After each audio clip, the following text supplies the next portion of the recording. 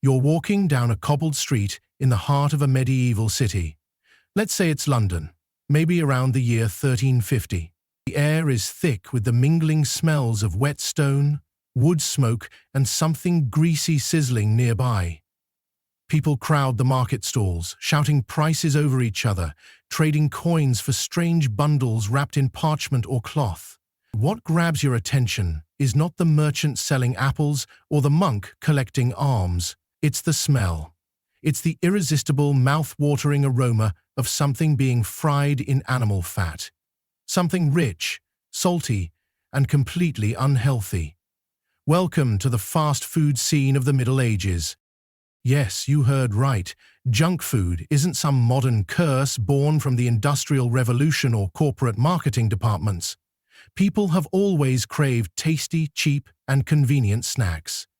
And in medieval times, despite the lack of electricity, processed sugar, or delivery apps, they managed to indulge in their own versions of what we'd call fast food. Fried pies, candied nuts, roasted animals on sticks, spicy pastries, booze-infused desserts. They had it all. Some of it sounds mouth-watering even by today's standards. Other things? Well, they might make your stomach turn. Let's start with the humble meat pie. A staple of the street food scene, meat pies were sold everywhere, from market squares to outside churches and castles. Picture this: a hot, steaming pastry stuffed with minced pork, beef, or even pigeon. The crust wasn't always meant to be eaten. It was often just a vessel, a container to keep the meat from spoiling or falling apart. But if you were lucky, the crust was soft enough to chew, flaky from the lard used to make it, and just thick enough to soak up the savory juices inside. Vendors would keep them warm in iron cauldrons, or lay them out on wooden boards, and a freshly baked pie could cost as little as a penny. Then there were fritters. Oh yes, fritters were all the rage. Apples dipped in batter and fried in fat until golden, sprinkled with honey or sugar if you could afford it. Imagine the medieval version of a carnival snack. Crispy, sweet, and dangerously addictive. But it wasn't just apples. Cheese fritters, vegetable fritters, even meat fritters existed. There are recipes from 14th century cookbooks that show just how inventive people were when it came to frying food. One such book, The Form of Cury, written by the cooks of King Richard II, includes instructions for fritters made with herbs, spices, and grated cheese mixed into a paste and dropped into boiling oil. It was fast, filling, and completely unhealthy by today's standards. Now let's shift to something a little more unusual. Peascods. These were deep-fried pastries filled with mashed peas, onions, herbs, and spices. Essentially a medieval samosa, they were portable, vegetarian, and surprisingly flavorful. Sold by street vendors during festivals and holy days, peascods were popular among the poor and the middle class alike. And they weren't the only vegetarian snack out there. Turnip pasties, onion pies, and even mushroom-stuffed pastries made their rounds in town centers. On the sweeter side of things, medieval junk food took some surprising forms. Gingerbread, for instance, was nothing like the fluffy cookie-cutter treat we know today. It was dense, sticky, and often colored with saffron or sandalwood to make it appear more luxurious. Made from breadcrumbs, honey, and spices like ginger, cinnamon, and pepper, it was pressed into molds depicting saints, kings, or animals. Think of it as the power bar of the Middle Ages, packed with sugar and spice, perfect for long journeys or just showing off at a feast. People loved gingerbread so much that it was banned at some religious festivals to prevent unholy indulgence. That's how tempting it was. And if gingerbread doesn't sound decadent enough, imagine candied almonds roasted with honey and coated in spices. These little treats were sold by traveling vendors or served at the tables of the well-to-do. Some people even rolled dates or figs in crushed nuts and sweet wine to make sticky energy balls. Sugar, in its early imported form, was a precious commodity, but it was used liberally in desserts when available. Wealthier households even hired specialized cooks just to make sweets.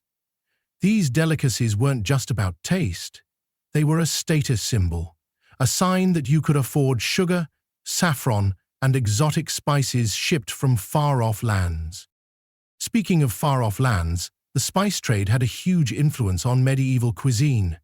Nutmeg, cloves, cardamom, black pepper. These spices were worth their weight in gold and used in surprisingly heavy doses, even in street food.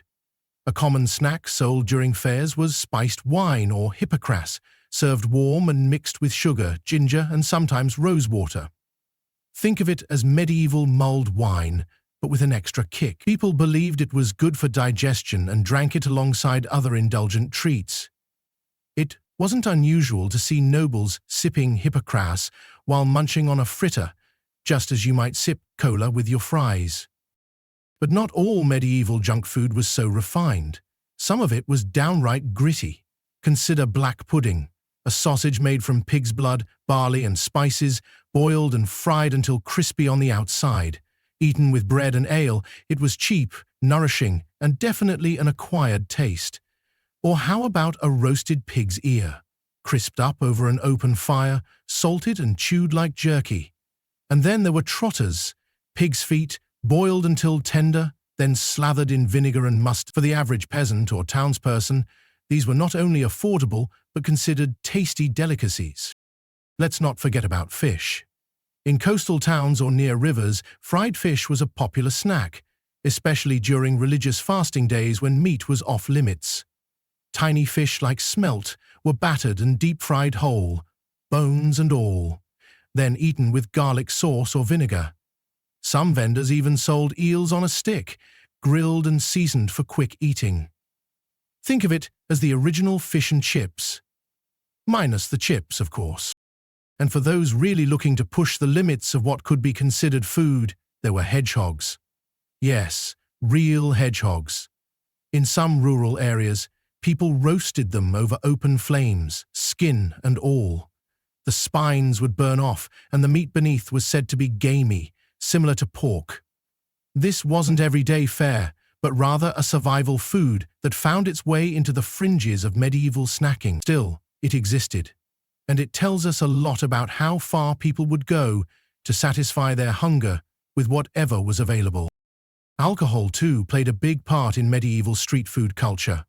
With clean water often hard to find, ale and beer were the drinks of choice, even for children.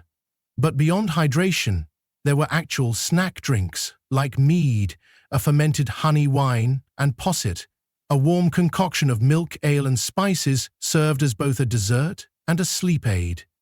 During winter festivals, people would gather around fires, sipping hot buttered ale while gnawing on meat skewers or fruit fritters. One thing that made medieval junk food particularly widespread was its portability. Most people didn't have the luxury of dining rooms or scheduled meal times. Laborers worked long hours in the fields or workshops, and townsfolk bustled from sunrise to sundown. They needed food that could be carried in a cloth pouch, eaten with one hand, or shared among friends on a break.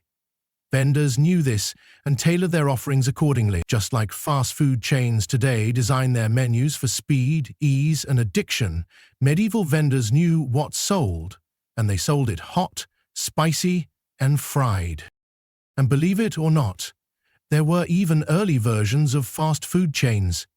In cities like London, some pie shops became so well known they were passed down through generations. Inns and alehouses had house special snacks known for miles around. Recipes were guarded, rivalries formed, and reputations were built on who made the crispiest fritter or the richest hippocras. Even the church got involved. Some monasteries sold their own baked goods and meads to fund their orders, competing with local vendors for the hearts and stomachs of the people. Food safety, of course, was not a priority.